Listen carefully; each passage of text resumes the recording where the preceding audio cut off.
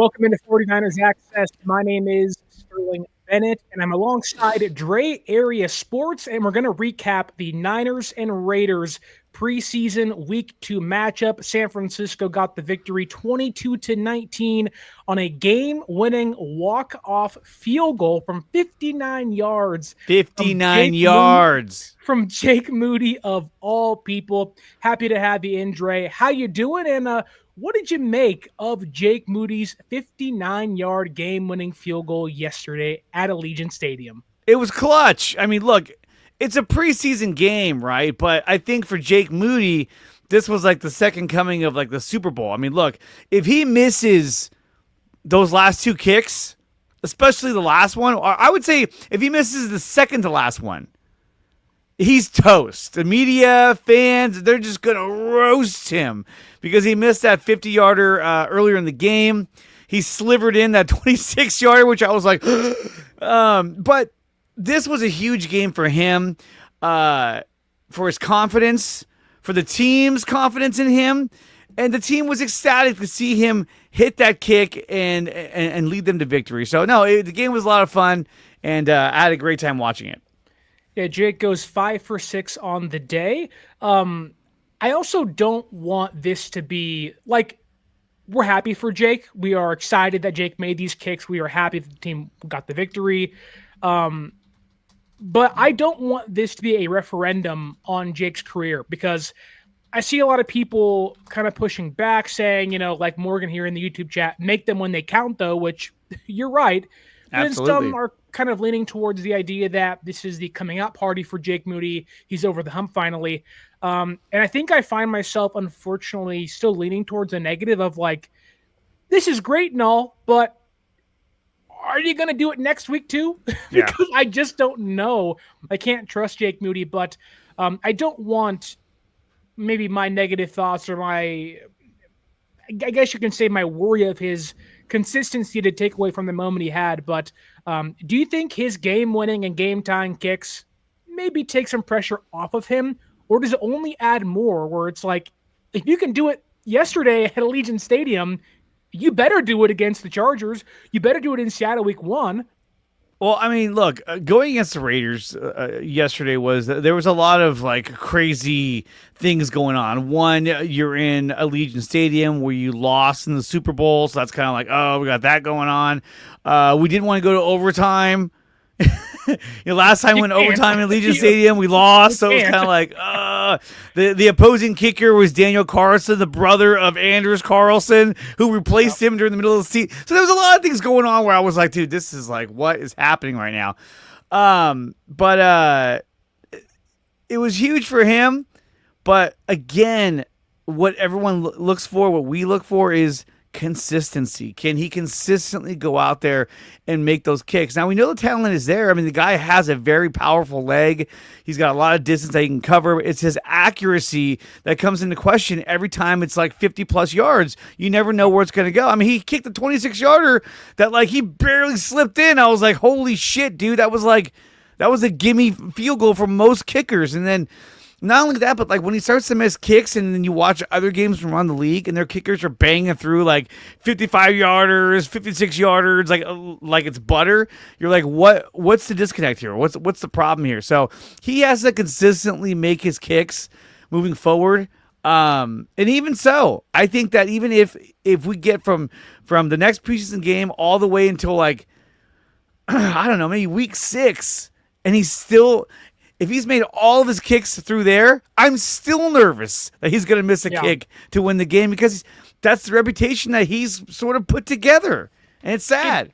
It does feel like that because of the 2 seasons Jake has had, which the first one was good. Like, Jake wasn't bad in 2023. There was that 3 stretch of games where San Francisco had lost, Cleveland, Minnesota, and one more in there I'm forgetting. But that kind of got, he caught flack for missing field goals then, which is fine. It makes sense. You are coming in after Robbie Gould. You are his successor, and Robbie Gould was good as gold for a long time with the 49ers hitting many clutch kicks, where Jake hasn't had that same success. And last year was terrible for him, whether it was because of the injury or because he was just bad. It wasn't a great year.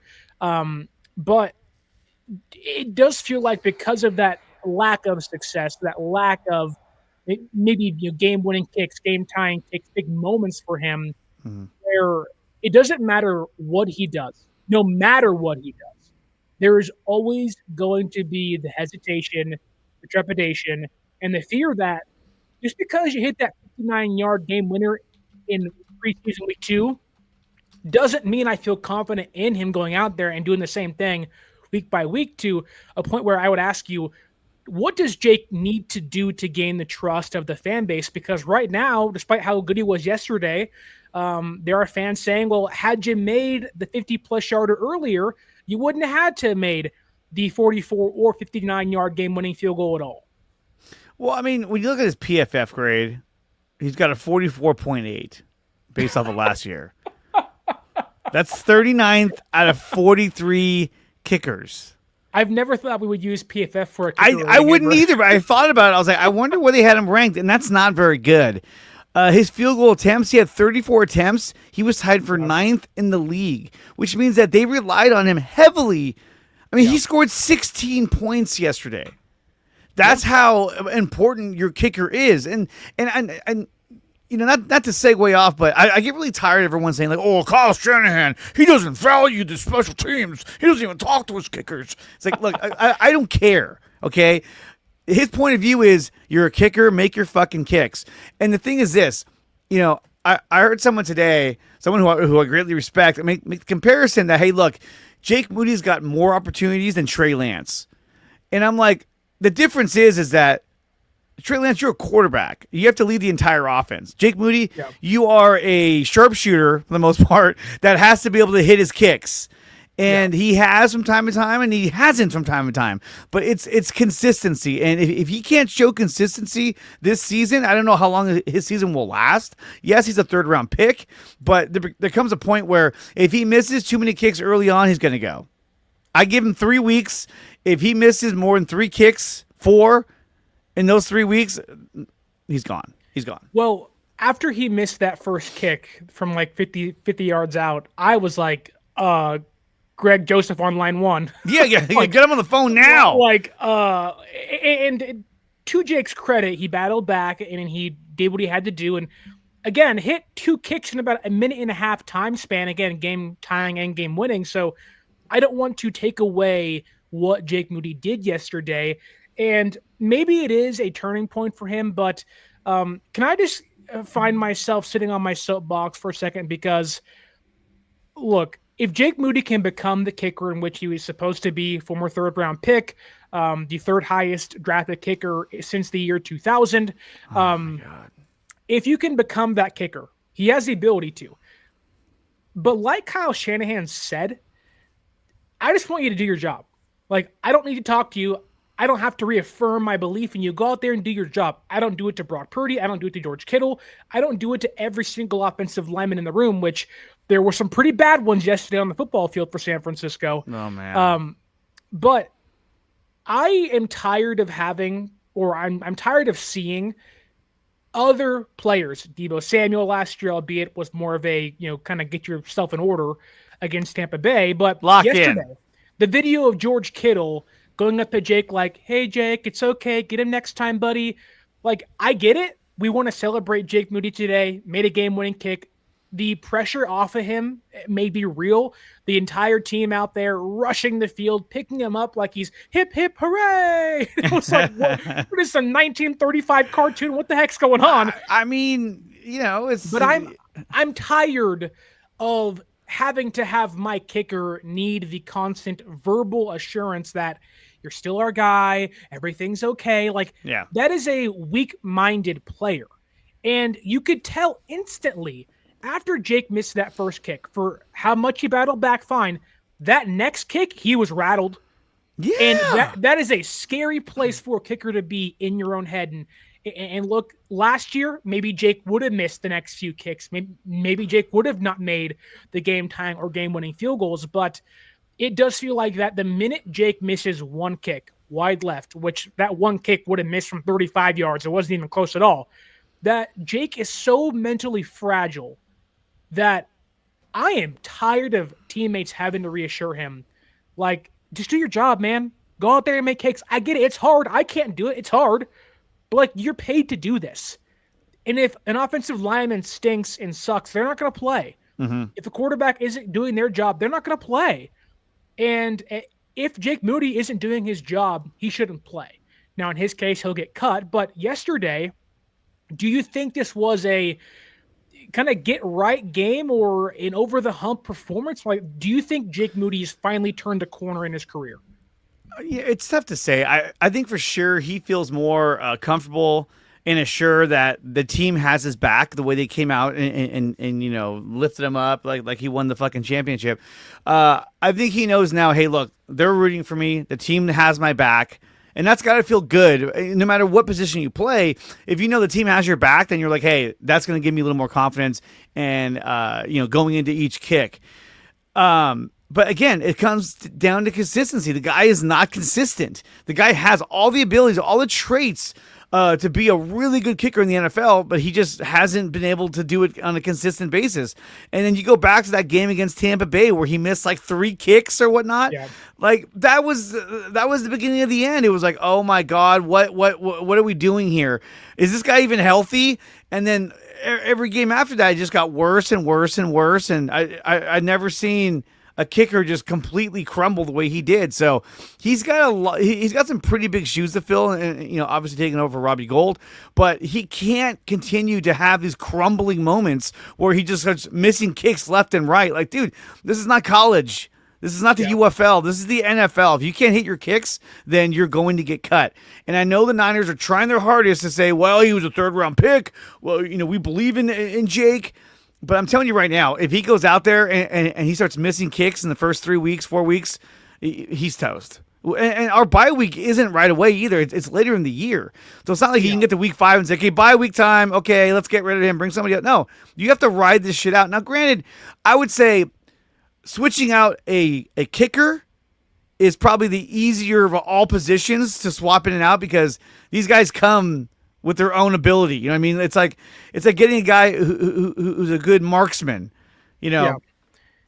It's like it's they have that trait. That 3-point specialist, 4th quarter, gotta have it. Get out there and give me a 3. We will scheme you open for like an NBA team. But Joseph Ehrenberg says here in the YouTube comments that Jake hitting that 59-yard field goal is actually a bad thing. He's got to go. Maybe that's part of the conversation where, you know, Jake has been overall really inconsistent in his time in San Francisco, albeit there has been some bright spots. Like yesterday, again, 5 for 6 is a really good day. It's a lot, He had 16 points. He was basically the entire offense. But again, if he's consistent and he's known for making kicks and he's reliable, then going 5 for 6, that's fine. It's like, hey, you missed one, but you know what? Right. You rarely do it. Like if Robbie Gould was 5 for 6, we'd all be like, dude, Robbie Gould, man, he hit 5 kicks. Can you fucking believe that? That's great. But with Jake, we're like, he missed that one, and the one that another one he made, he almost missed. So it was kind of like, and that's probably because of how Jake's career has gone so far, where you're like, every time he trots out there, you're biting your nails. You're like, oh my God, is this going to go through the uprights? But maybe we should, at least speaking of yesterday's game, maybe change our tune and be more positive with Jake Moody. Like you see in baseball sometimes, Philadelphia, the Phillies fans did this to Trey Turner. Came in there, having a terrible start to his time in Philadelphia a couple years ago, and they gave him a round of applause when he walked up to go at bat to kind of spark him. And I'm not saying you can do that every single time Jake Moody's out there making a kick, but Jake does feel like, or the sense I'm getting is that yesterday, could have been the monkey off the back moment for him, right? Of like, oh, I can do this. Because Jake told the media during, a couple of, maybe a week or two in training camp of like, I have to kind of prove to myself I belong here still. And so I wonder if yesterday may have been that moment for Jake of like, okay, like I missed my kick. Maybe almost missed the one after that, but I proved to myself and maybe to the team that I do belong in the NFL and I actually can be this team's kicker because it didn't look like that for a while. No. And there are even some fans still that would say like, not not a big fan of Jake Moody. And don't get me wrong, the minute he walks out there against the Chargers, I'm going to be scared and terrified because I need more games to prove that. But do you think maybe there should be some more leniency or not leniency, but maybe some more grace tossed the way of Jake Moody after yesterday's performance, where again he scores 16 points, via 5 field goals and a PAT? Like, do you think this should earn him maybe a little bit more grace from the fan base? No. He's got to earn it. He hasn't earned it enough. He's only proven that, like, hey, at times I could be phenomenal. Is that consistent? No. So still, I think people want to give him the benefit of the doubt. Some of us do, and I do. But I think he's got to show more than you hit a big kick, 2 big kicks in a preseason game. If he does that during the regular season, that's a whole different story. But did you hear the Raiders broadcast during the game? You know what? I tried to go back to that because I saw you commenting about that, and I was like, dude, I want to hear that. But what did they say? They were, after he missed the first kick and nearly missed the second one, they were just like, wow, I can't believe San Francisco, of all the things, all the problems they have, kicker's one of them. The Raiders don't have that problem. We have Carlson. He's so great and he's so good. And like, to their credit, they're right. Like, they're not wrong in saying that. But it was definitely more of a downtrodden franchise like Las Vegas. Yeah.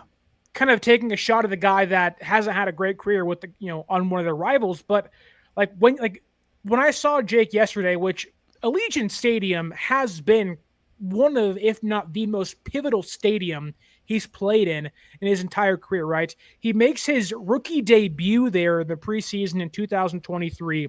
He goes 0 for 2 on kicks and makes 1 PAT. The next time he plays there is in 2024 in the Super Bowl. Mm-hmm. And he goes 3 for 3, then gets the extra point blocked, which may not have been the difference maker in that game for San Francisco winning a Super Bowl, which you can maybe say that's not his fault. I would probably say it's not his fault either. But then yesterday he goes 5 for 6, makes 2 kicks, back to back to tie win the game. Do you think that, kind of going back to what Joseph was saying, of like, is this the over the hump moment or is this kind of is this a negative, or could there be a negative in that it does buy Jake a little more time, whereas he comes out against the Chargers or is the kicker week 1 against Seattle and misses a game-winning kick then? Like, do you think this great moment for Jake Moody could come back to bite San Francisco, where maybe they should still be rostering Greg Joseph right now? Look, at the end of the day, I think it is a great moment for Jake Moody. I think it is going to boost his confidence and hopefully turn him around. But again, if I had put money on it, I would say that he's going to miss some big kicks during the season because he's all but shown that he's capable of doing that. And the hard part is that we all know, most Niner fans who follow the team as close as we do, they know that this is a guy that's capable of making these kicks. And that's the hard part. It's like, it's one thing if you're Nick Wright, the guy that we signed, and he's got a weak leg. I mean, like, some of his kicks, they were kind of like line drives. It looked like me throwing the ball. But, like, okay, if we go too far out, he's not going to be able to kick that because he just doesn't got a strong leg. But we know Jake Moody does. And it's a matter of, can he fucking be accurate and get it through between the sticks? But overall, I think this does help him quite a bit. I think it gives him more confidence moving forward. The team, he knows, really has his back and is supporting him. So this is a great benefit for Jake Moody. I think this is a benefit for the 49ers because if this guy turns a corner and becomes a guy that can hit kicks consistently, then this guy's going to score you a ton of points this season. Because look, we all know that, like, Juwan Jennings with his calf injury is not out there. Yeah. Jordan Watkins not out there. Demarcus Robinson out there, but he's going to be suspended. So now you're looking at a depleted wide receiver team that's going to be leaning heavily on Ricky Pearsall. And I think that when you start the regular season, teams are going to start double teaming Ricky Pearsall, especially when they know that they've got to get a first down. Well, where's he going to go? He's going to go to Ricky Pearsall. Let's make sure we have him double covered. And so you're going to need to have a guy like Jake Moody who can score you points from deep in the other team's side of the field. If you have a guy Moody that can make kicks 50 plus consistently, then that's a huge benefit. I mean, he scored 16 points in the preseason game last night And not to mention, he hit all of his kicks in the Super Bowl. The extra Yeah. point got blocked. People keep saying, "Oh, he missed an extra point. It got blocked." Yeah. So it wasn't like he just whiffed it. The last thing I'll say about Jake Moody before we get into the starters, because I think they were really impressive yesterday too, is that yesterday, if anything, whether you're team Jake Moody, team not Jake Moody, or just kind of sitting by, like, let's see how this thing plays out. Yesterday only proved to me that this Niners team, albeit the starters didn't play much on offense or defense, that there are going to be games like yesterday during the season. That there are going to be games yesterday where you're going to have Jake go out there 5 or 6 times because the defense is either doing their job and the offense can't score because so many guys are out, or vice versa, where the offense is putting up point after point after point where the defense can't stop anybody.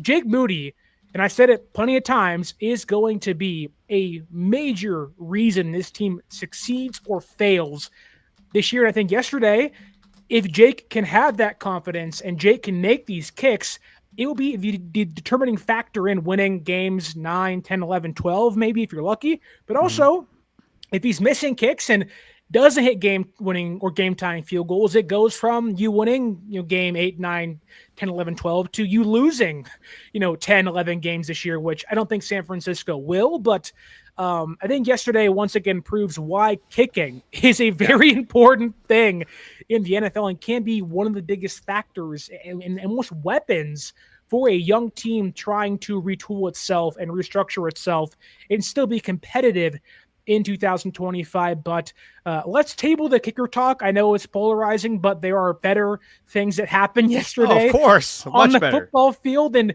we got our first glimpse at the San Francisco 49ers starting unit. Now, there was no Christian McCaffrey. There was no Nick Bosa. There was no Malik Mustafa, Brandon Ayuk, or Trent Williams. But we got a really good first look at Brock Purdy, Ricky Pearsall, 4 of these starting 5 offensive linemen, and some more guys involved. And I think the biggest takeaway I had from that first drive of the game for San Francisco's offense was just how great Brock Purdy and Ricky Pearsall's chemistry looked out there, which we've heard about it all training camp, all preseason. They look phenomenal. Pearsall's taken a big step this year, which you still want to see it, where only some people have seen it, only some people are reporting it. But when you see it live in game reps against not a great Raiders defense, but a first team defense of Las Vegas, and you see it look that good. 3 catches on 4 targets, 42 yards in between those guys, an excellent 3rd and 18 conversion. I thought Brock and Ricky Pearsall looked tremendous yesterday. There was only one hiccup, which I think that goes down to miscommunication. But other than that, what did you make of seeing Ricky Pearsall and Brock Purdy out there together for the first time since last season? I thought they looked great. I thought Brock looked super sharp.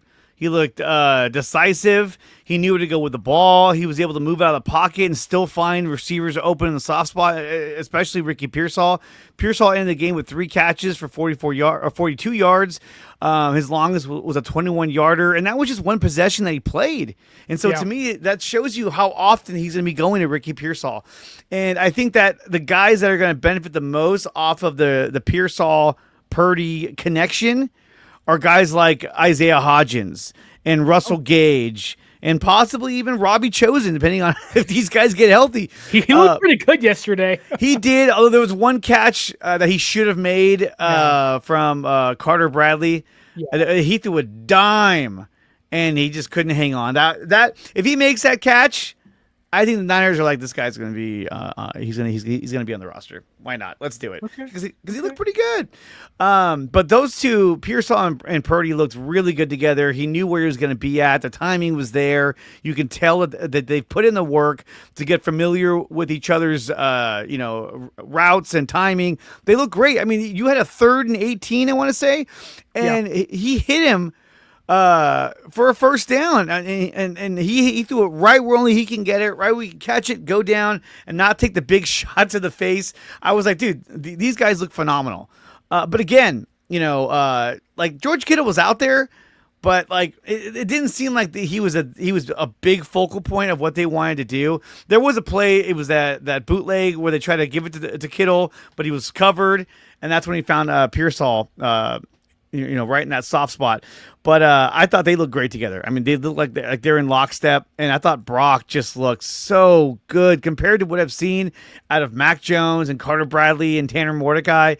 You could tell when Brock was out there, you were like, that's the starter. Like, that guy's way above these other guys.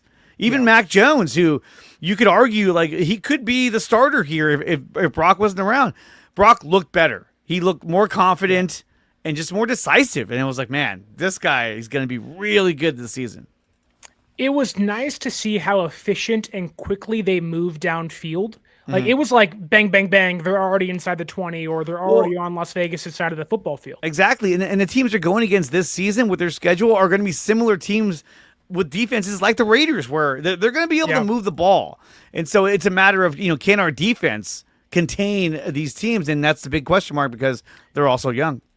If you look at that conversion, the 3rd and 18 from Purdy to Pearsall, that ball is released before Pearsall even makes it out of his break. Yeah. Like, that's how intertwined these guys have been, and that goes into the work they've done in the offseason in Nashville, Tennessee, with Kittle, Cowling, Pearsall, and Purdy all working out together. But also, I'm not sure if you caught the video San Francisco released maybe Monday, Tuesday of last week, or I guess technically this week. I don't know where Sunday falls in the week beginning ending period, but they released a video called The Build leading into joint practices against the Broncos, and Pearsall, who at that point hadn't practiced yet, goes up to Purdy and is saying, like, when I come back, I need you to keep me accountable on everything, the breaks, the routes, where I'm at. Like, I need you to almost be up my butt about this because I want to make sure I'm perfect for you. I need to be where you need me to be this year. And I think, again, there was that one hiccup in the red zone, which there are some people in the YouTube chat that are saying the red zone offense looked the same last year. I would just add that no Trent, no Christian McCaffrey would certainly help. But I think other than that, to see those guys in which we didn't see, like Pearsall had no training camp last year, had no OTAs, had basically no first half of the season. To see the growth he has had in just one training camp and second half of the year last year, and he is clearly building off of what he showed at the end of last season, but also I think it should have proven to other people that maybe are pessimistic or just not sure about him that Pearsall is kind of building up towards a big jump in year number 2. Yeah. I've said this before. I really believe that that Pearsall. Oh, that's a little too loud. There we go. That Pearsall can, he can be the kind of guy that Brandon Ayuk was for Brock Purdy. I really believe that he can do that. And to me, I think the Niners receiving core is more dynamic with guys like Brandon Ayuk and Ricky Pearsall starting alongside each other, as opposed to Ayuk and Debo. Debo ended up becoming kind of one-dimensional, especially as a receiver. And I think that he wasn't good, man. He wasn't good last year. Good. He wasn't good. And then even when he got the ball, he didn't seem to have that burst of speed like he normally has, and it just nothing seemed to work. The number 1 never looked good on him. This is really, really bad. It looks a lot better on Pearsall, I will say. It does look better on Pearsall, but like this is really bad. And I should never say this about anybody, but when he wore the number 1, Debo, he made him look fat. Just because he had a big body and you could see it more. I was like, what are you doing? Yeah. It's like if James Harden wore the 1 and you're like, James, like, yeah, don't do that. Come on. Double digits, buddy. I get why LeBron changed his number because other players had that in that team, but come on. What did you make of the red zone offense for a second? Because again, they didn't score in the red zone. They almost did. Brock almost hit Demarcus Robinson, who had a good game yesterday as well. Hit him kind of right in the hands. It was a little out in front of him, but a play you'd like to see your receiver make, albeit you want to see Brock hit him closer to his body, on that kind of quick toss over the middle yesterday that I think would have probably gone for a touchdown. But unfortunately, like last year, San Francisco's offense stalls in the red zone. Is that a concern for you? Or are you just like, it's the first drive, they'll fix it? it's the first drive. They don't have all their players. CMC wasn't out there. Trent Williams wasn't out there. But to me, that whole drive stalled because the O line was not very good. Yeah. I felt like they got pressure on Purdy. They couldn't run the football. Obviously, there was the huge Don Pooney scare after the first drive where everybody was like, "It's over." I said it was over. It's over. He's out for the year. I'm like, I saw the video where there's a video where he's jogging off the field. I'm like, if he's jogging off the field, there's no way he tore anything. But it's just one of those things where the O line has to be better. And the scary part about the O-line, the D-line has some shallowness right now because guys are hurt and they're holding guys out. But the O-line, when the season starts, they're going to start as a very shallow group of players. If one guy goes down, Spencer Burford at left tackle, which he had a better game. I think he only gave up 2 pressures yesterday. Burford was really good yesterday. Big bounce back game compared to week 1 of the preseason. Well, I think both him and Nick Martin heard what everyone said about them, and they were like, okay, I got to really step it up because if I don't, I might be out of a job. So I thought Burford did well. Austin Pleasance didn't do that well in his run blocking. I thought he looked terrible. Yeah. But I think it stalled out because, I mean, obviously you don't have CMC. You don't got your starters on the offensive line. I think that, once you got into the red zone, the other team, the Raiders defense, said, okay, we cannot let them score. And they kind of buckled down, and then they were able to, get them to kick the field goal. But Demarcus Robinson had a shot to score a touchdown if he catches that ball. Yeah, the one kind of, at least referencing the first team offensive line, again, no Trent out there, no Ben Barch. So, there are some, like the left side of the offensive line was not what it will be come the beginning of the season. But I thought that Connor Colby and Spencer Burford held up really well. My concern more than anything was not pass protection. It was the rushing attack. Like that offensive line could not open a single hole for any running back on that first drive of the game where Colton McKivitz gets blown up once on the right-hand side. That is a tackle for loss. The very next play, they go to their left, and they also lose a couple yards, and that sets up a 3rd and 18, which they do convert. But that to me was a little more concerning than the pass protection. I thought Burford played well. I thought Colby played really well yesterday, where Colby may be in line to be this starting left guard if Ben Barch isn't healthy, which even then, if Colby continues to play well, and let's say Barch misses next week against the Chargers, he's good. I agree. Colby might win that job outright. But I think so. I was a lot more concerned about the rushing attack and the offensive line's lack of ability of opening up lanes for guys, which I get it. Like once Christian McCaffrey's back, you would assume that his ability being a former offensive player of the year to squeeze through smaller holes and better vision than, let's say, Patrick Taylor Jr., who is hurt, and Corey Kiner, who's also hurt now. But I was a little concerned that like this Niners offensive line, whether it be the first preseason game or the second one now, they have yet to find a consistent rushing attack with backups, mind you. But to me, that is a concern. I think so. I mean, every year Trent Williams gets hurt, the ankle, the knee, whatever. He's going to miss a game or two. And so Spencer Burford's going to have to step up. He did last night, or yesterday, I should say. But he's got to do it during the regular season. Now, Austin Pleasance, between him and Colton McKivitz, I know McKivitz is like, I want to be a Pro Bowler. Well, I wanted to play center field for the Giants. That didn't happen either. So as long as he can keep that mentality and play better, then, overall he's been an okay right tackle, But obviously guard by week 1, I'm pretty sure Don Pooney will be back out there and he's going to be the starter. I would hope. I mean, he's able to walk off the field with a limp, but I mean, they're treating it as we speak. They're icing it, they're rubbing all kinds of buttercream on it. Who knows? But they're going to do whatever they can to get that knee as 100% as possible. Jake Brendel's Jake Brendel, and I think Connor Colby wins that job. I think Ben Barch had his opportunity to do so, but injuries took him out of the running, and I think that they're going to go with the younger guy. But I think that Ben Barch becomes a guy that is a good depth piece for the offensive line. Now he can play, right guard. He can probably play left guard. I think he can, and I think he can play center too. But we also have Matt Hennessy back there as well. Every time I say Matt Hennessy, I think of the pitcher the Giants had. Oh, you Brad Hennessy? Oh my Brad God. Hennessy. I always think of that. I don't know why. Oh my goodness. So they got some good pieces there. Austin Pleasance is not very pleasant. I don't think he had a very good game as well, especially in the run.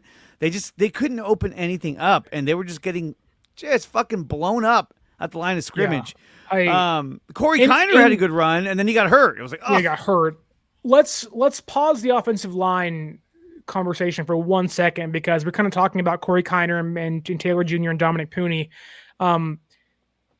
The way they worded the Dominic Pooney update, which initially we saw the video, we were all scared, right? Got rolled up on Jake Moody's PAT. they were trolling the fans. Or field goal, and it was like, oh my God, like it's a knee injury. He's ruled out immediately. Like the worst possible outcomes come to mind. And rightfully so, with the way the preseason and training camp sessions have gone, 24 guys, 25 guys currently sidelined with injuries, which there is a varying degree of severity there. But as soon as you see knee injury and ruled out immediately, your heart just kind of sinks. And there was a few moments, maybe a few quarters, where we're all like, what's happening with Dominic Pooney? And as the game progressed, you heard that, he came back on the sideline. There was no wrap on his leg. There was no crutches. He jogged up the football field. But the way they worded, or the way Kyle worded the injury update during his post-game press conference was weird. The fact that it's a possible PCL injury, now I get it. They have to have more tests being done to know exactly what's going on down there. But do you think Pooney's back by week 1, or are you a little hesitant that, hey, they may be rolling out Ben Barch or Connor Colby or Drew Moss or Nick Sakel against Seattle's defense? Nick Sakel has not looked good to me in any form or fashion. No, he looks terrible. Terrible. But I would hope he'll be back by week 1. My gut tells me he'll be back by week 1, and I think that it felt like the Niners were trolling all the fans and the media, like, oh, he's been ruled out of the game, knee injury, possible knee injury. And you're like, what? What's happening? And instead of giving an update, they're just like, hey, should we let everyone know what's going on with Pooney? Nah, don't worry about it. We'll do it after the game. Everyone's like freaking out. And the picture of him sitting on the bench with no brace on, like, okay, that's a good sign. I think in reality, he said, hey, my knee's killing me. What happened? I don't know. They kind of hit me on the knee when we were doing that play and on the field goal. All right, let's go to the locker room and check you out. What's going on? He said his knee hurts. All right, I don't want him back in the game. Let's keep him out. Yeah. Okay, so we'll rule him out. Got it. Okay, hey, he's ruled out. And then they're like, ah! So I think immediately they said, take him out of the game. He's not going to come back. Go treat his knee. Go see what's going on, and then let's go from there. And then that's all the fans heard, which caused an uproar because it's like our O-line already is showing signs of weakness. Now, arguably, our second-best offensive lineman could be done for the year. That's some of us thought. It was scary, but I'm glad to know that he's not going to be out for the year, and I think he'll be back by week 1. I think that's why they took him out of the game immediately, and he probably won't even be practicing until maybe before week 1. But I think he's just going to be getting his knee treated and just see where it goes from there. At the very least, week 2, he's back.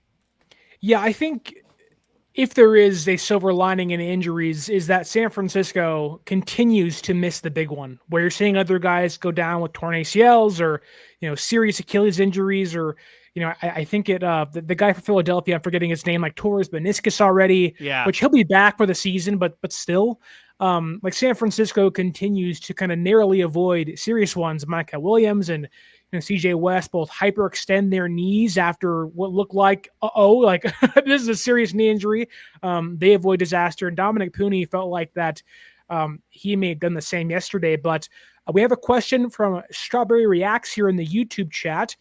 They ask, Sterling, do you think Corey Kiner becomes a redshirt IR stash after being carted off the field yesterday after his big 19-yard run, which I think Corey Kiner, albeit we haven't seen Jordan James or Isaac Guerrero, I think has been the most impressive running back we've seen out of the backfield, which I think he was in line to be this team's RB4 coming into the season. But without knowing, and I believe the status was labeled as a high ankle sprain, which that could be 4 weeks, that can be 6 weeks, that can be 8 weeks, depending on where you fall on the Jimmy Garoppolo spectrum of high ankle sprains. It does feel like that San Francisco may be smart to IR stash him for a year, which that still gives them the ability to activate him if someone else goes down later on in the season. But what do you think of Kiner's injury? Do you think maybe they can stash him for a year, kind of like Curtis Rourke is currently being stashed on the PUP list? Can't hear you, buddy. What happened? What happened? Did Dre's mic break? I don't know. There we go. Freaking out. Hold on. You're really low now, by the way. Yeah. Is that better? There you go. There you go. Okay. I don't know. My mic keeps disconnecting. I don't know why. It's like Jake Moody's brains back there with the clapping like, monkey symbols. But Corey Kiner, I think, is probably one of their best running backs in terms of just being a pure running back. He was, I think he was tied for 5th in college football in yards after contact, which means that he breaks a lot of tackles. Obviously Ashton Genty was number 1, but I want to say he was either number 3 or he was tied for 5th, somewhere around there. So the guy he's made a career of breaking tackles and getting extra yardage. And we saw that yesterday, and he actually got hurt doing that. But so it's kind of like, be careful. But I think they're going to stash him. I think when you look at the running back room, you got, like you said, you got Christian McCaffrey, Isaac Guerrero, Jordan James, and then whoever was that 4th running back. Patrick Taylor had a dislocated shoulder. He's going to go. It does feel like it'll be Jeff Wilson Jr. now, right? I believe so. It'll be Jeff Wilson Jr. And I think that in a few weeks, if Jeff Wilson Jr. has done absolutely nothing on the field and really hasn't gotten a shot, they're just going to get rid of him, waive him, and then bring in Corey Kiner. Jeff Wilson Jr. looked phenomenal yesterday. He did. And he looked fresh smaller. Legs, got a touchdown. Yeah, he slimmed down a bit. Yeah. He looked really good. So you never know. But I think for sure he's going to go on some kind of IR or a PUP list, and they're going to kind of stash him for now because they don't want to lose him. I think he's going to be really good. He was out there. Granted, he only had 2 carries for 23 yards, but he looked much better than even Patrick Taylor. Taylor, look, he's a good guy, but it's just he's just not it. He's not it. And neither is Keyshawn Vaughn. And he had 9 carries for 24 yards. It's kind of like, I get it. To be fair, we are watching RBs 5, 6, and 7 essentially take reps yesterday, which, they lost Amir Abdullah a week before, but I know that Niner poor guy, fans, dude. Man, that sucks. Niner fans right now are kind of sitting back saying, how many more injuries do we have to see? Despite them not maybe being season-ending or these lengthy injuries, yesterday it felt like I was holding my breath every single play. When Taylor went down, when Pooney went down, when Kiner went down, the very next punt return by Junior Burgeon, his leg is wrapped up and he's twisting and turning, trying to get away. And it's like, dude, just go hit the ground. Like, I get it. You're young. You want to break away. And the regular season comes, fine. Well, but like, one more twist and turn and that knee is up and it's over. It's like, dude, you're scaring me, brother. You're scaring me. What about Junior Bergen, though? A lot was said about his punt returning abilities, and we saw in week 1 he had a good punt return. He had a few of them. This game, he looked very pedestrian out there. But to me, when you're a return guy, I don't expect you to have an amazing return every time you get the ball because it's just very hard. I saw some heads saying, like, oh, he seemed kind of ordinary. Maybe they should consider other options. I think he's fine. I would leave him there. That's why you drafted him for, was to be a return guy, not a receiver, but a return guy. But what did you think of Junior Bergen in week 2? He didn't fumble. That's all that I really care about. And how about this? The special teams was not a problem in this game. It has not been a problem. There was one bad return against Denver. They didn't cover well, but that was a missed tackle by Marquise Siegel, which was like the one blemish in his first week against Denver. But he's in the right position. And, I didn't think that special teams has been a problem for 2 weeks. Again, there was a bigger return yesterday too by Las Vegas, which you would like to think that everyone's healthy. You can go out there and everything, and those guys can hopefully stop the opposing offense on defense. But it does feel like that the special teams unit as a whole has looked a lot better outside of Moody making 5 big 6 kicks. Mm-hmm. Like the punts look better. The coverage look a lot better. Now, obviously, once the actual regular season comes, you'll have your starters on defense and you'll see maybe better players out there on special teams than what you're saying now. But I don't know what to make of a 7th round draft pick selected to only do one job. Like he's not doing bad. I think Junior Burgeon has been I don't know, he's fine. But if you're expecting him to be a wide receiver, like the 7th round is where you just find luxury guys of, could this one thing this guy does be something? Like they drafted Connor Colby, not because he was great in pass protection, because he was a tremendous zone run blocker. Right. And that has shown up in games. And I think Junior Burgeon falls kind of in that same category as someone that he's not going to go out there and get you, not even 200 yards as a receiver, but if he's your punt returner, your 7th guy on the depth chart, you don't mind that. We've seen so many teams have guys like that change games. And I think a Junior Burgeon can find a way to change a game, but that hasn't happened really just yet. But also it's been 2 preseason games. So like, whatever. Yeah, as long as he doesn't fumble the ball, I'm happy, because that's been a problem for even what's his name, McLeod fumble the ball, Richie James Jr., Ronnie Bell, everybody, all of the Ronnie Bell. Geez, I don't even think he's in the league, is he? I think he's on the Lions. Maybe.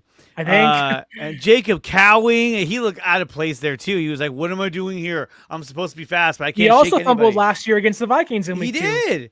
And he had a couple of muffs that he was able to recover, but it was just a nervous wreck. And so a couple things too is that when it comes to special teams, right?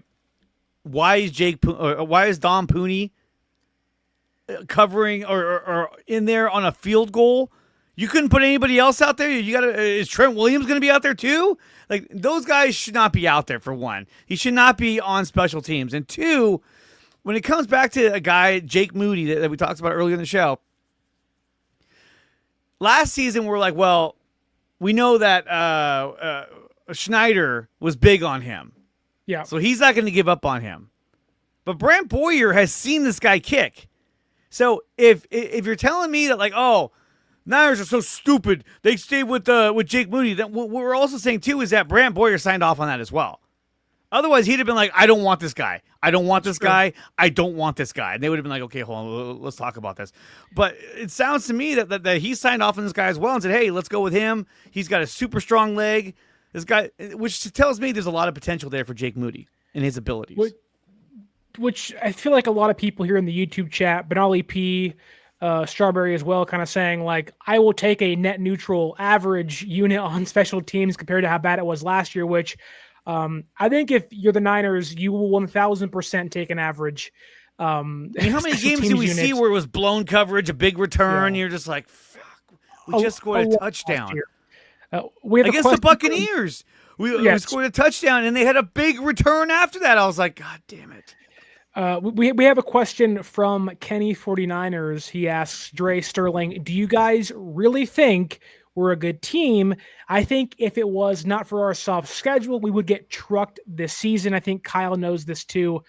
I think maybe like what Kyle said on Sirius XM earlier in the week that we played, I believe on Cover 3 before the Raiders game, that Kyle, I think, has kind of tempered his expectations for how good this team will be this season. I think he understands that there's going to be some bumps along the way, that this team is going to be only as good as this young roster can take them. Like, they have stars, and those stars can carry them, but to expect Fred Warner, Nick Bosa, everybody on top of your screen currently to carry this team to 10 wins, 12 wins, I think is mistaken. This team desperately needs these young guys to step up. Hence why Kyle said, we are going to be a different team from week 1 to week 12. And we're hoping that stretch from week 12 and on can be a difference maker for us. So I do think San Francisco's young roster benefits from a softer schedule. It gives them an opportunity to grow while also still win. And hopefully in the years to come, as they have progressed in their rookie seasons or second seasons in their career, they will then be more prepared and better suited for a tougher schedule, likely in 2026. But I would say San Francisco is going to be good.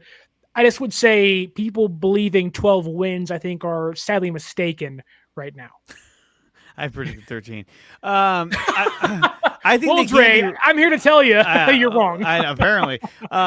I think they could be really good this season. And I think that because of the fact that they knew how many draft picks they had, they knew that the schedule was going to be a lot easier this season because they were not very good last season. I project this that towards the end of the year, they really came up with this plan. They knew they were going to have a weaker schedule, and that gave them the ability to really lean into the draft. And I think that they did that. The fact that they were going to get a weaker schedule really helped them decide, okay, let's do that.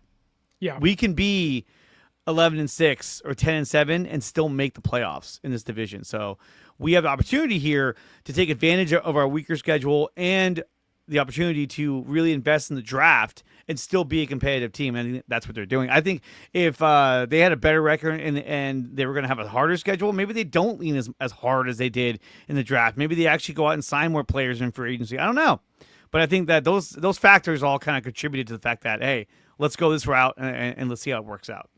I think if you're looking for a more positive outcome of what maybe could be this season, I think looking at the Washington Commanders of last year now, a lot has to break your way for a season like that to transpire in the first year of your rookie quarterback, that being Jaden Daniels. But they were heavily reliant on rookies, second-year pros to take big jumps and play pivotal snaps for them. Mike Sainristil was tremendous for Washington at cornerback last year, and obviously it helps to have some bigger boosts from veterans, but that was a young team, at least when it comes to quarterback, cornerback, defensive line, and whatnot. And they took a big step forward last year and had like 10 draft picks as well. But I think San Francisco was more prepared and in a better position to succeed, or at least in a similar place than Washington was last year. But again, I just think the season certainly has its tipping points of injuries, and this roster does have some older guys and guys that do have some serious injuries, but if they can stay healthy, I think they're going to be in a good spot. But I do want to get to a super chat because the Jake Moody conversation continues via the way of Niners First Takes. That is Aaron, our third co-host from the Cover 3 show we do with myself, Dre, and Aaron. He says, Jake Moody still sucks and no more playing any starters till week 1. Thanks. I'll see my way out. Do you think we'll see starters against the Chargers? Because I think we're going to. Yeah, I think we will. I'm on the fence if Brock even plays in the next game. Maybe he gets one possession, if that. But I mean, I don't know how long you want to leave him out there for, because what if he gets hurt? What if something happens? Probably a drive. I think probably a the drive. Same as you saw against the Raiders. I say no Nick Bosa. Probably no Fred Warner. No Christian McCaffrey. No Christian McCaffrey. I don't think Trent he Williams? comes. No Trent Williams. No. I think they're going to still lean on the other guys, the garbage pail kids, and be like, guys, you got to figure this out. Trent's not coming. Dom's out with a bum knee. You got to figure it out. Jake Brendel sucks, but we're only going to have him in there for one possession, and then Hennessy's going to take over. I think they want to see what these guys have, and but receivers, man, I'm sorry, Tariq Owens, he's got to go. He sucks. He's better than me. Drop yesterday too. It was right in his fucking hands in the breadbasket. He was like, I was like, oh, okay. Yeah. You suck. I mean, at least Robbie Chosen dropped the pass. He was full extension trying to reach for it, and it was like, okay, I get it. You should have made that catch, but that was a difficult catch. Chosen had 5 catches for 92 yards yesterday. Yeah. He was the best. He was receiver, the Jerry Rice named Pearsall of the second half, and then I mean that's a little far, but okay. Everybody else was just whatever. Russell Gage 3 catches. Isaiah Hodgins had 2 catches. Russell Gage did have that sweet diving catch where Mac Jones overled him on a slant, which was nice. But real receiver. Go ahead. Well, I was going to say, I know we're coming up on top of the hour, but I did want to say that Nick Martin, I thought, had a huge bounce back game. The guy looked really good out there. Sideline to sideline, he was aggressively going after the ball, and he was making tackles, and I was really happy to see him get that sack as well. I thought he had a really, really good game. Yeah, I thought there was a lot of bounce back performances from a lot of guys. Spencer Burford, we kind of already hit on, wasn't great against the Denver Broncos. I think Burford was one of the best offensive linemen out there. against Las Vegas, which for all the doom and gloom that even myself was kind of perpetrating on Twitter and on the podcast after the Broncos game of like, hey, he's not it. That's why we should be patient at times where, and I think Nick Martin may be a bigger example of that because Nicholas Martin, he didn't play just his very first preseason game ever against Denver. He played his very first professional game, yes, but also he hadn't played football an entire year because of a torn ACL. So I think, while yes, there were still glimpses of over pursuing and over aggressiveness and some missed tackles here or there, I think we saw the kind of weapon that Nicholas Martin can be maybe at a higher rate than week one, where to a point where you see what Nicholas Martin did yesterday. He had a big, 3rd and 3 sack you already mentioned, which that to me, that sack indicates of like, one, you have to time that thing right. Two, you have to convince the center, the offensive line, that you're not going to blitz and then sneak by and get in the backfield where he was flying around making plays and doing stuff. But I think sticking at linebacker for a second, I thought Tatum Bethune has been one of the best linebackers on the roster in preseason, albeit D. Winters also looked great. But the hit he laid on Ashton Genty, which he lowers his shoulder, runs into this hulk of a man out of the backfield, but one of the best running back prospects we've ever seen. Maybe the last one that was this good was probably Adrian Peterson. Like, maybe I'm forgetting somebody, but he's in that group of like LaDainian Tomlinson, Adrian Peterson, guys like that, where you're like, these guys are bona fide guaranteed studs. And to see Bethune lower his shoulder, hit Genty hard enough to send him to the blue medical tent, but also have the wherewithal to wrap up his legs and secure that tackle on Genty, I think. The coverage skills have been more improved. The run defense has been great. I love what I see from Tatum Bethune. I think he has played well enough to surpass Luke Gifford as this team's linebacker. Luke Gifford would be great if this was like the 80s. He'd be like, hey, he's pretty good. But I don't see anything out of Luke Gifford that makes me think, man, we got to hang on to this guy. I think Bethune, Martin, D. Winters, those are your top three in terms of linebacker. And I thought Bethune looked really good. He was hitting real hard. I thought D. Winters looked really good. I love what I saw out of him. It sucked that we couldn't see C.J. West because he was out. But I would love to see West, Michael Williams, and even Alfred Collins. Look, the guy is a huge fucking guy, but he's still got a lot to learn. He's extremely raw. I think this guy might end up being like another version of like Javon Kinlaw, where he's just a big dude that can hopefully plug some holes. But his pad level, like, he's getting up real tall, and you're just like, what are you doing? He looks like a guy who's just very inexperienced, and he's trying to learn the game, and I think that's going to be the case with him. And I think we're probably going to see a lot of Evan Anderson out there as Alfred Collins learns more about the game and develops himself. Yeah, that was one other area that I think, and to be fair, the Niners didn't have Nick Bosa, Micah Williams, didn't have Kevin Gibbons, which I don't know how much that factors into this, but didn't have CJ West, and didn't have the full arsenal of their linebackers, their secondary, like their defense was certainly, depleted, and the defensive line is missing like 10 dudes. Yeah. Which, so to kind of give them some credit, it wasn't great yesterday. I thought the run defense was kind of terrible. I think that in specific to Alfred Collins, a lot has been made of, what he's supposed to be, what he should be. He's going to do things that don't show up on the box score. The issue, though, is that it's not that the box score stats aren't showing, which is fine. It's that even the tape at times isn't there. And again, you mentioned pad level, you mentioned the strength. Like, there are just plays where he's getting driven back 5 yards upfield, 10 yards upfield, which there will be inconsistencies with young players. That happens every position. No matter where you play, you're going to have inconsistencies. But Alfred Collins does feel like, when Shanahan mentioned we're going to be a better team week 12 than week 1, my mind immediately was kind of driven towards Alfred Collins of, oh, that's who he's referencing, because Collins isn't ready right now. Um, I don't know if that's because the ankle injury he had at the combine and in the OTAs and early training camp periods, or because of the contract stuff. But he began behind and he looks behind still.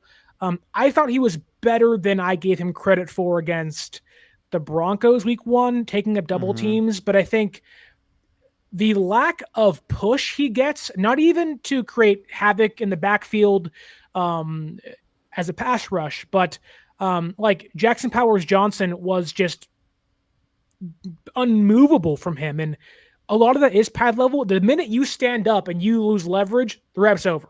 Like you're not going to win it back. No. And that's a big issue for Alfred Collins right now, which maybe things get cleaned up, but it just feels like he's starting behind, and it's really showing on tape to a point where your starting defensive tackles are probably going to be CJ West, Kalia Davis, Evan Anderson, and maybe I'm forgetting somebody else, but it's not been great for Alfred Collins so far. And I know maybe his stock kind of just stayed the same after week 1 of the preseason, but I think after week 2, it certainly has kind of dipped a bit for a lot of people, including myself. Yeah, I mean, he didn't even register a tackle in the entire game. That's not a good sign. He was getting double teamed a lot because of his size, but I think that, he's lined up. He's not lining up next to, in between Nick Bosa and CJ West or Michael Williams or whatnot. He's lining up next to guys like, what's his name? Travis Gibson. Yeah, Travis Gibson. Who had a couple of good plays yesterday. Jonathan Garvin and all these guys who were like, who are you? As Thanos said, I don't even know who you are. It's like he's just like Kalia Davis, who's like, I'm still here. Did you get a chance to meet Khalil Davis before he retired? So I mean, these guys, again, these are all just role players. And so when you put someone of his size next to the better guys, it opens things up for him. When he's the only one there, agreed. And I saw a lot of plays where he was getting double teamed, just sheerly based on his overall size. They were just like, go away. Which is what you want. That's exactly what you want, to free up space for Bosa and Huff and Michael. I want to kind of quickly hit some smaller players we haven't gotten to yet, and I want to end on Brandon Ayuk because there was some nice glimpses of him yesterday. But Mac Jones, for a quick second, I thought, Mac has had a couple ugly plays. I thought the INT he threw yesterday was this terrible. He didn't see the linebacker, which was a terrible throw, terrible decision. But overall, I think as the backup, quarterback 2, I haven't hated Mac Jones, albeit obviously he's not going to play much barring Pearsall's health or barring Purdy's health. But what did you make of Jones? Because I thought he had a couple of really great throws yesterday. He low pointed the ball for a nice third down conversion to Isaiah Hodgins over the middle yesterday. That excellent layered throw on the left-hand side towards the seam for 24 yards to Demarcus Robinson was great, but then he mixes that with an interception that was ugly. Then he misses a wide open Isaiah Hodgins for a touchdown in the end zone on a slant on the right-hand side. It feels like it's been a mixed bag for him through the first 2 weeks. Yeah, I kind of feel like Mac Jones is like the quarterback version of like Jake Moody, where he's got a strong arm and he's got a lot of talent. Disrespectful to Mac Jones. But it's like, but he's gonna make Pro Bowl, brother. Okay, he was an alternate. Okay, somebody got hurt and he got it. It means something to somebody, not me. But what I mean is that like he's the guy where it's like there's talent there, but he's capable of making that bonehead play like the interception, and then you watch him watching on the sidelines. He's like, oh my God. Like, yeah, dude, we know. That's what we were saying when we saw you throw it. I was like, what are you doing? Like, that was the worst place to throw it. But I like him as the backup. I think he'll be fine as the backup. He's a guy that if Brock goes down for, 2-3 weeks, I don't feel like having him in the game is a detriment to the team. I think he's still capable of leading this team to victory. So no, I like having Mac Jones out there.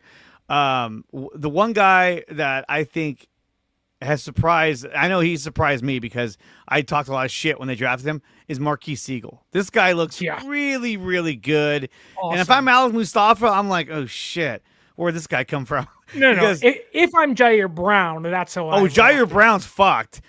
Jason Pinnock's like, okay, so I guess when Mustafa comes back, they're gonna have to make a decision. But I think Pinnock will kind of hold it down until Mustafa comes back. But Marquis Siegel, to me, he looks like a starter. I'm like, this guy needs to start. Yeah. This guy's really, really good. Yeah. He's got a nose for the ball. He's always there. He's just good. I've been really impressed with him. And I talked a lot of shit when they drafted him. I was like, I said, this is a dumb pick. I didn't know who this guy was. And he's made me look stupid because this guy has looked really good so far in preseason. He had 2 excellent plays yesterday, which were kind of improvements or similar to what he did in the first week of the preseason against Denver, where we haven't seen much in coverage, where San Francisco did get 2 interceptions yesterday. We'll get into those pretty quickly here. But Marquis Siegel, if anything, if the coverage skills aren't there just yet, which I don't think they are, but we shall see, that to me is a weaker portion of his game. But the run defense in the box and the fearlessness to make tackles at the line of scrimmage to me is his strong suit. Albeit Genty did get the first down, or Las Vegas got the first down on 3rd and 5, Siegel met him in the box and was like, I'm not going anywhere. Like, you're going to have to go through me if you want this. And albeit Lenore tried that and it didn't work out for him. No, he not at all. he got shoved to the ground, Derrick Henry, Josh Norman style. But Marquis Siegel 3rd and 5 against Genty. He was like, I'm ready. Like, let's go. Like, I'm geared up. May the best man win. And then later in the game, they do kind of a little pitch to Raheem Mostert on the side, and it's 3rd down as well. And Marquis Siegel gets the stop and forces a punt or field goal, whatever it was. The drive ends. That to me is like, if you have safeties that can come up, play in the box, and make tackles like that, they're going to play, and they're going to play often. I think you see with Siegel that I don't want to assume he's won that free safety job, but we might be talking about Marquis Siegel being this team's week 1 starter against Seattle because he's looked really good the last 2 games. Yeah. The tackle on Raheem Mostert was really, really, really good because if he gets by him, that's probably a first down. And he made a great tackle on a guy who's got a lot of speed and a lot of ability too. So I love so far what I've seen from Marquis Siegel. I think he's going to be a really bright spot for this defense. And remember too, we're watching a defense that didn't have Ronaldo Green out there. Jason Pinnock wasn't even playing. So, I mean, there's a lot, and the whole D-line as well. So I think we need to wait and see what this team looks like week 1 to make a real assessment on how good they're going to be defensively. But to me, I think they're going to be really good because we haven't seen them at full strength yet. And that's the scary thing because you've only seen them just in kind of patchwork groups, nothing 100%. You haven't seen Huff, Williams, CJ West, Bosa, all together out there. You haven't seen that yet. So when that does happen, I think it's going to turn a lot of heads. I really do.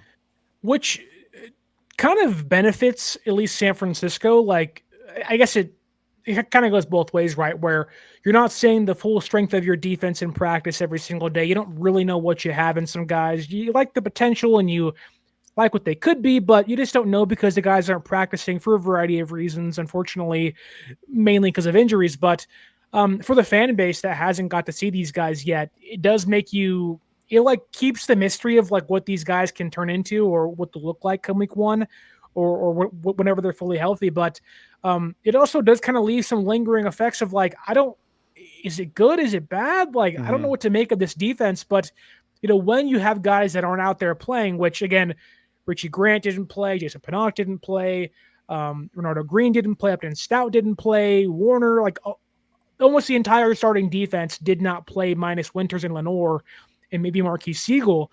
That does give opportunities to guys like some smaller names to make some plays. And I think there's no one that has utilized their reps better than Chase Lucas thus far. Yeah.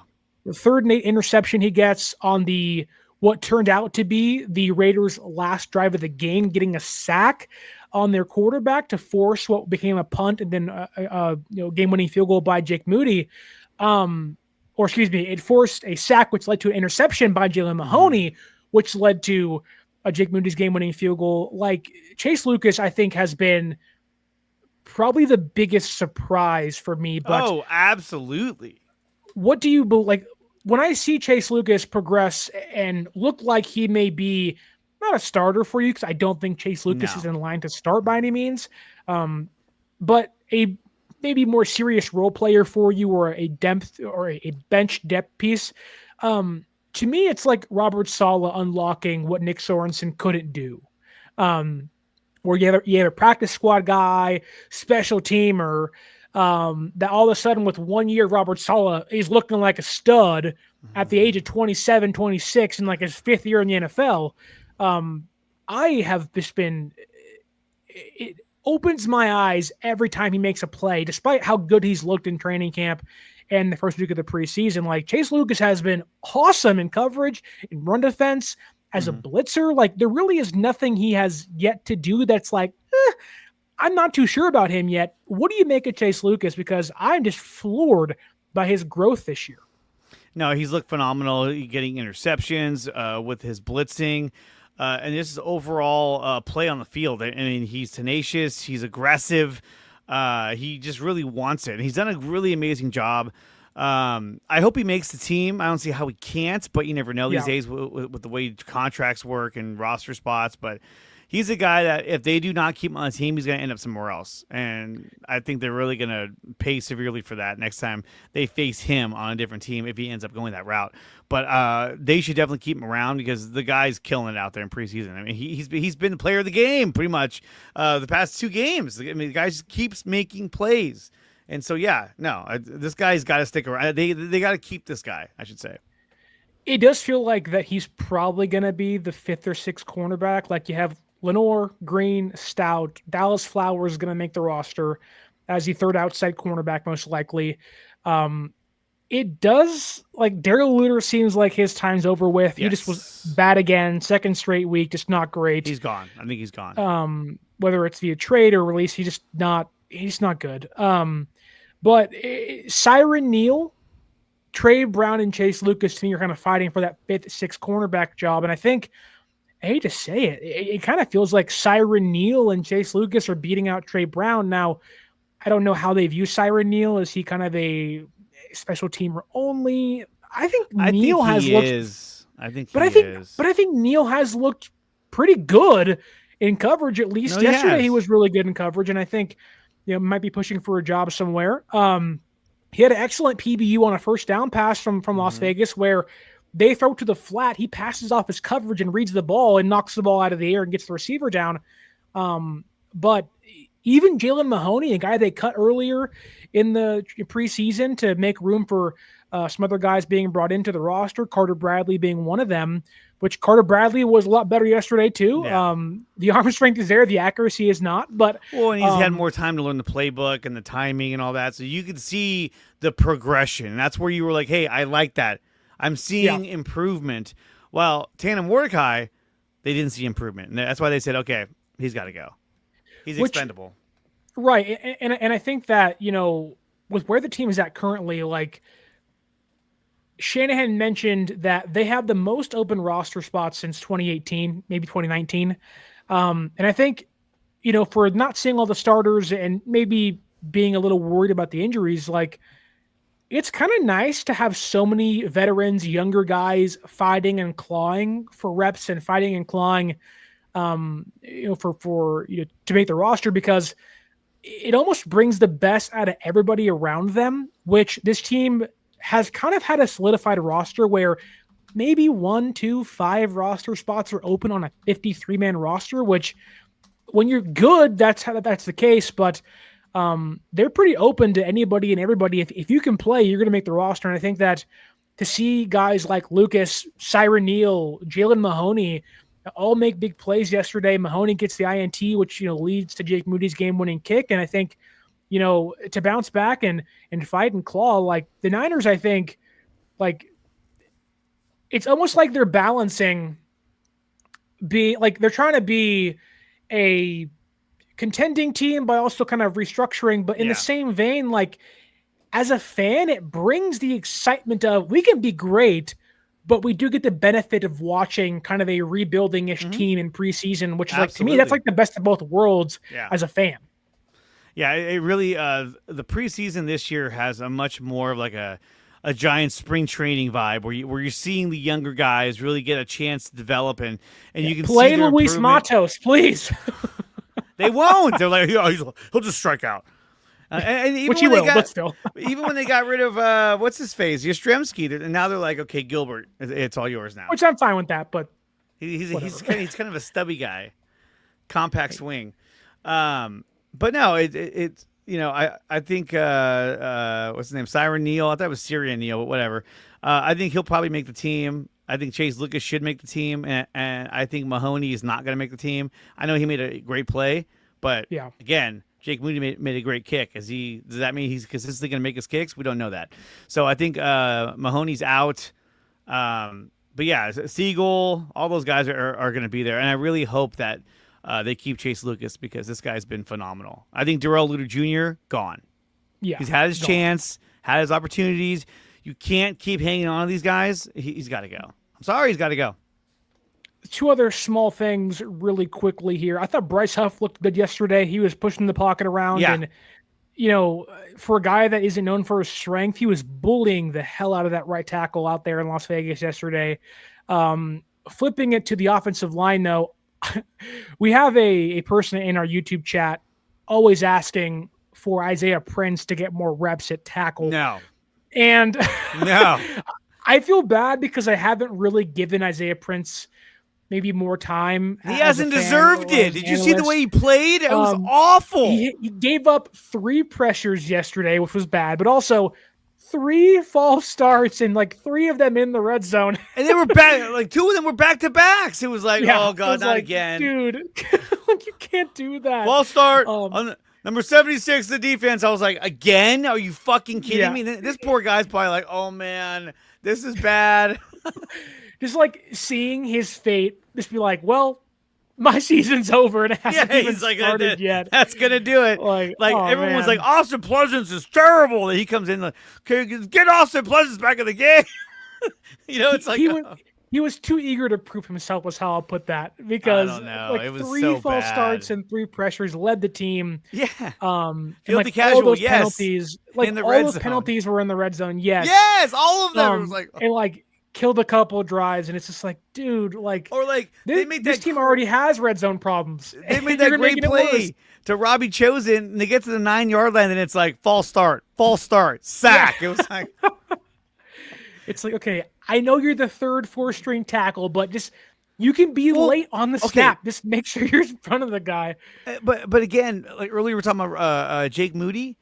There was a 4th down where they were clearly in field goal range, and Shanahan went for it on 4th down. I was like, oh no, he doesn't even. Well, to be fair, Kubiak calling plays, but I know, but still, most people would say, all right, bring the kicker out. That's guaranteed points. Well, it's funny you bring it up, and my dad texts me the very first drive of the game, which my dad he's a complainer, but he's not the biggest Shanahan guy. He definitely thinks he has his problems, which to each their own. But the first drive of the game, it's 4th down in the red zone, and my dad's like, why aren't they going for it? I'm like, Dad, it's the preseason. And unfortunately, Jake needs his kicks, as we saw yesterday. And I'm like, it's okay. Jake had 1 field goal attempt or 1 PAT week 1. If anything, Jake does need 6 kicks in week 2 in the preseason to see what he's made of. And I think obviously that worked itself out, but you were not the only one that was clamoring for more Jake Moody on some drives. But let's get to the final topic of today's show, because I think it's one that Niner fans are eager to see what happens with this player, and that being Brandon Ayuk. Mm-hmm. A lot has been made as to, will he come back week 1? Will he come back week 5 or 6? Shanahan has left things open for all those scenarios to happen because he also has no idea when we're going to see Brandon Ayuk again. But we caught a glimpse of Brandon Ayuk before the game began. Mm-hmm. And he's been out there at practice, doing some kind of light reps, kind of shadow reps, kind of doing some cutting here or there. But yesterday was probably the most we saw of him out there catching passes from Brock Purdy during warm-ups for the game, cutting, seemingly going 85, 75% in his cuts and his routes. And I think Matt Mayoko said that you can't do that if you're a player on the PUP list. So maybe there's a fine coming the Niners' way for that. But we saw Ayuk for the first time look really healthy, looked good in his recovery. Did what you see yesterday maybe change your perspective on when he could come back this season? Yeah, I mean, based on how he looked, I was like, hey, this guy could start week 1. No, I still think he's coming back like week 5, week 6. But it was nice to see him out there running around. Definitely gave us hope that he could come back earlier. But I don't see him. I don't see them trying to rush him back week 1. There's no need to. I think they're going to make sure that he's 100% before he comes back. When I saw it, I was like, oh, like maybe my prediction of week 10 was a little too, I guess maybe not giving him as much credit as he deserves of his recovery, and maybe the timeline's off. And I'll still stick to that because a lot of time and games have to progress to get there. But he certainly looks like he's more prepared to return for week 5 or 6 than say week 10 against the Rams, which again, I'll stick to that. But I also, I don't know, like part of me says, for as good as he looks, what does that mean for his recovery though? Like you can be out there, like I've torn my meniscus, I've almost torn my UCL. Like you can still run and throw on those things and look somewhat healthy and look somewhat spry and whatever. And obviously I'm not Brandon Ayuk playing in the NFL, but like you can be injured or recovering and still look like you're almost ready, and you still need months and weeks and time to prepare. But because like Ayuk got hurt in week 7. Yeah. And if he's back by week 5 or 6, that's before the year marker. Like that seems too maybe advantageous, if that's even the word to use here. Like it seems almost too good to be true. But did yesterday and what you saw make you change your thoughts on where he and when he can come back at all? Not really. I mean, it gave me hope, but I don't think he'll be back. And he won't be back until at least week 6, if not later. And it sucks because we really need his help like in week 1 or like right now. And because we don't know what's going on with Juwan Jennings. And he might be a guy that like week 1, all of a sudden he's out there. Woo, let's go. You know, where you're like, oh, I guess he's healthy again. Okay, cool. But I think week 6 is definitely when he comes back. What did you make of Tommy Huxley with the Fairies? What did you make of the report this morning from Jordan Schultz of where a lot of fans have said Demarcus Robinson suspended, Ayuk on the shelf, Juwan Jennings injured, Jordan Watkins injured. According to Jordan Schultz of Fox Sports, the Niners apparently were trying to make a trade for John Mechie of the Houston Texans. Now, he eventually got traded to Philadelphia, which I don't know why he'd trade with Howie Roseman, but to each their own. The Niners were apparently in on a wide receiver addition to the room on a rookie contract. What do you make of that? Is that a sign San Francisco may be trying to add somebody in a few weeks? And could that be a bad sign for the availability of Jordan Watkins or Juwan Jennings come week 1? I think that was weird when I saw it today. I thought the same thing. I thought, okay, so does this mean that they don't feel confident about Jennings, about Watkins, that they wanted to bring in a guy and get him working out for 2 weeks to kind of learn the system? It was, to me, maybe it was more of a precautionary move. Like, hey, we don't know if these guys will be ready yet, so let's get somebody in here if we can, just to give them more time. But I mean, when you look at John Mechie and his numbers, it's not like they're screaming off the screen like, "Oh my God!" I mean, he had last year he had 24 receptions for 254 yards and a touchdown, and the year before that he had 16 receptions. So it's kind of like, this guy's more of a role player that gives you more support. And I think they were just looking for a guy that can come in here and he's not a big tall guy. He's only 6 feet tall, so it's not like he's a 6'4" receiver ready to kill it. So I think they were looking to add some depth because they don't have much of it right now. And I also think that this reflects poorly upon Jacob Cowing. I think that they're not really sold on him. I mean, where was he yesterday? Yeah, like 1 catch, I think. Did he? I don't even think he did. But he had. I don't see him on here. Oh, maybe not. We saw Gage. We saw Hodgins. We saw Tariq Owens. Robbie Chosen, no Jacob Cowing anywhere. I'm like, where Jacob Cowing? Where are you? Like, it's the same as last season. We didn't even see the guy unless he's doing a punt return, which he was like, oh my god, I was like ready to throw up every time he caught the ball. But I think that there's some lack of confidence in his ability. So I don't know. It's kind of weird. At the end of the day, they didn't get him, and the Eagles got him, which I was like, whatever.